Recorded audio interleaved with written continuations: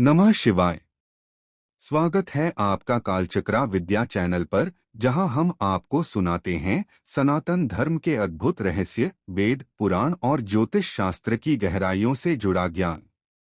आज हम प्रवेश कर रहे हैं शिव पुराण के दूसरे और सबसे विस्तृत खंड रुद्र संहिता में। रुद्र संहिता को शिव पुराण का हृदय माना गया है, क्योंकि इसमें हमें भगवान शिव और माता पार्वती की अद्भुत कथाएं, उनके विवाह का दिव्य प्रसंग, भगवान गणेश और कार्तिकेय का जन्म और देवासुर संघर्ष जैसी अनमोल कथाएं सुनने को मिलती हैं। सती का प्रसंग और पुनर्जन्म की आवश्यकता। परंतु प्रश्न उठता है, पार्वती जी का जन्म क्यों हुआ? इसका उत्तर छिपा है भाग 3 विद्येश्वर संहिता के अंत में। जब राजा दक्ष ने अपने यज्ञ में भगवान शिव का अपमान किया और सती जी को आमंत्रित नहीं किया, तब सती अपने पिता के यज्ञ में पहुंची। वहां जब उन्होंने भगवान शिव का अपमान सुना तो वे असहनीय दुख से भर उठीं। क्रोधित होकर उन्होंने स्वयं अपने प्राणों का त्याग कर दिया।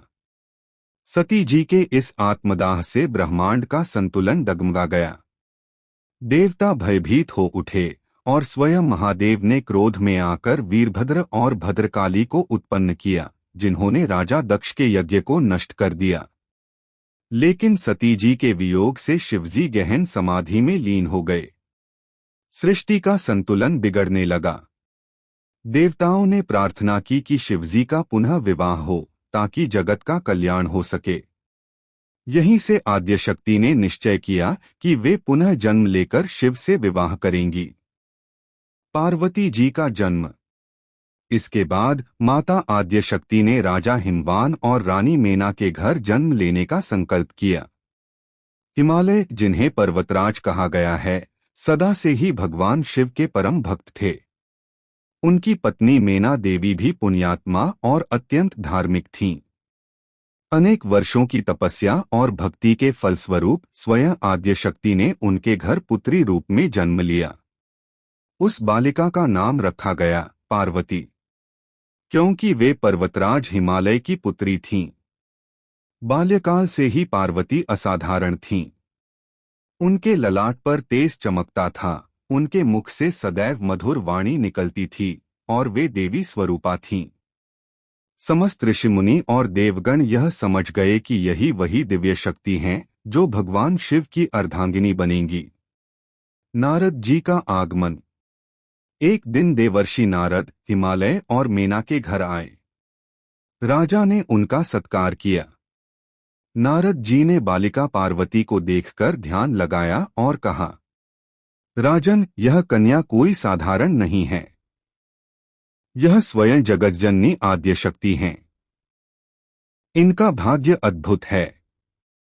यह तपस्या करेंगी और भगवान महादेव को पति स्वरूप प्राप्त करेंगी, और इन दोनों के मिलन से संसार का संतुलन पुनः स्थापित होगा।